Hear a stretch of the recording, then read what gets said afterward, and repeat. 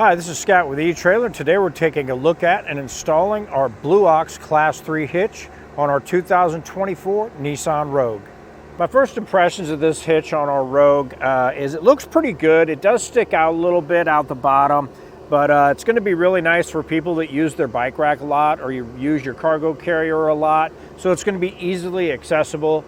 The Rogue's a really popular vehicle, and a lot of people buy them and then they end up going camping a lot with them, and they end up filling up the back and they need a little bit more room, so they'll end up getting cargo carriers for these. Really great for bike racks as well.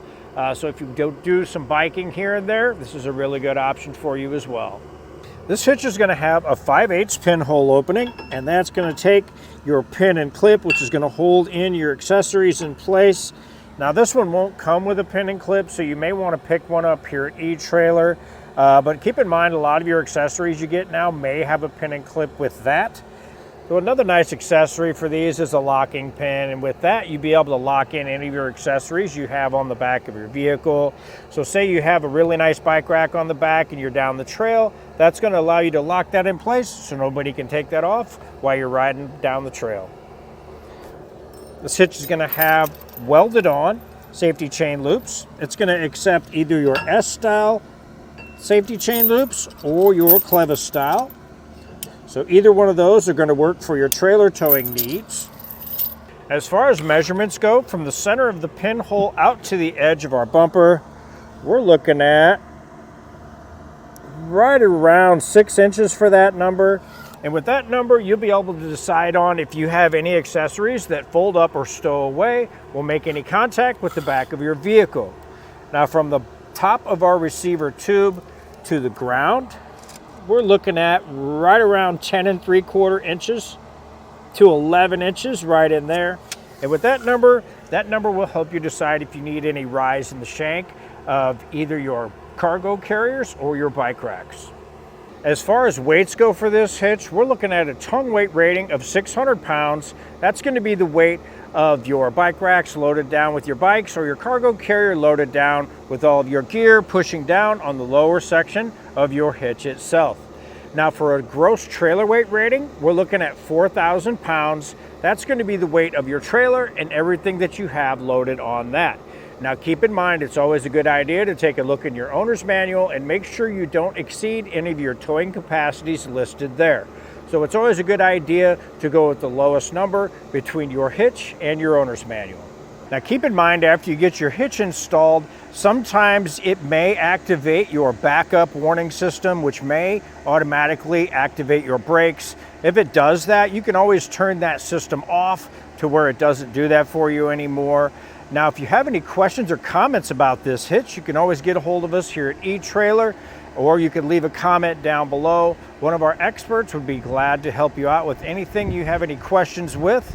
As far as installation goes, this was pretty straightforward, and it's something you can definitely do in your driveway or your garage with an extra set of hands. It should be able to get that done.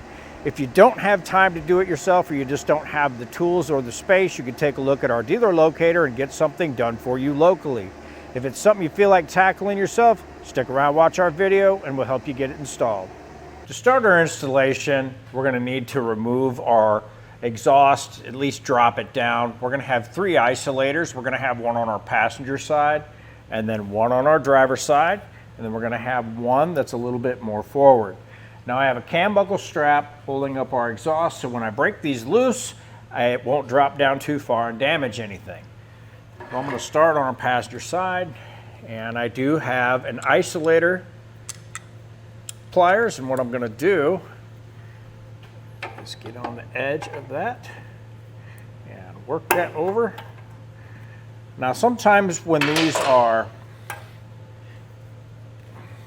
newer, you can get them by hand, but this one kind of wants to fight a little bit. You can also use a pry bar and just work it off of the end.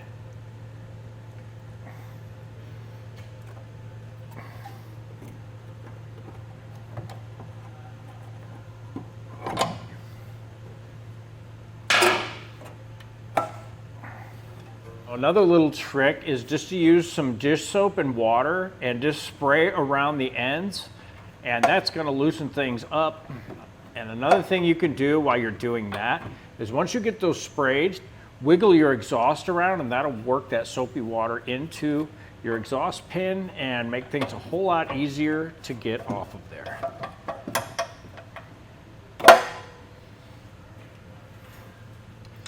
Now with those two removed, we'll get our front one here. Just want to make sure our cam buckle strap is nice and tight.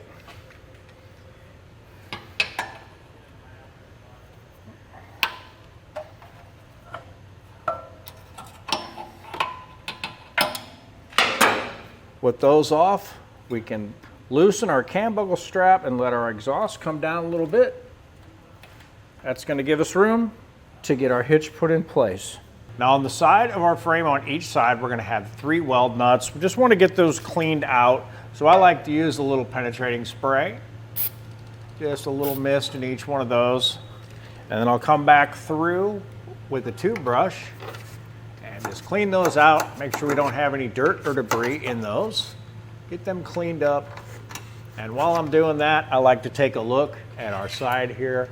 And as you can see, we do have a little bit of sealant. And what I'm gonna do is just scrape that back a little bit up towards the top of the body. That way, when I get my hitch put in place, this doesn't interfere and give me issues lining it up. I'm just gonna use this little pry bar I have. It has kind of a sharp edge on it. So I'm just gonna clean that up and just get that out of the way. And you can use anything really. You can use a scraper, you can use a screwdriver or whatever. Just need to get that out of the way. That way it makes it a little bit easier to line up. On each side of our vehicle, we're gonna have 3 bolts, and these are all gonna come in your kit. And these are gonna have a conical washer with them, and they're gonna have teeth on the one side. Now you wanna have the teeth facing towards your hitch, so make sure you have them in the correct orientation when you start putting your hardware together. Now we'll get our hitch lifted into position. We're gonna need to get it up over the exhaust. And what I like to do is try and get the center hole lined up. And get my hardware started in that one first.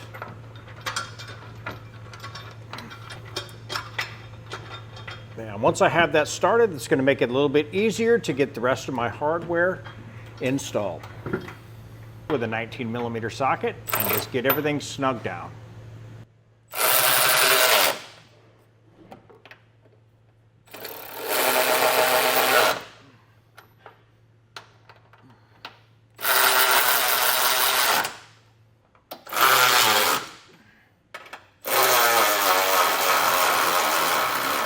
Torque down all of our hardware to the specifications listed in our instruction manual. Now, if you don't have a torque wrench, you can pick one up here at Etrailer. We do have some options available for those, or you can take a look at your local auto parts store. You should be able to rent one there.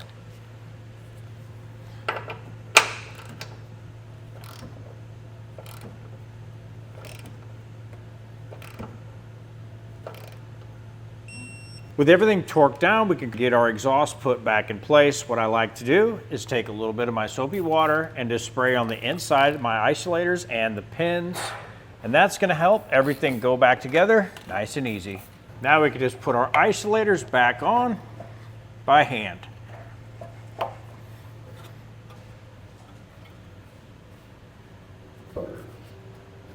Now with those back in place, we can remove our cam buckle strap.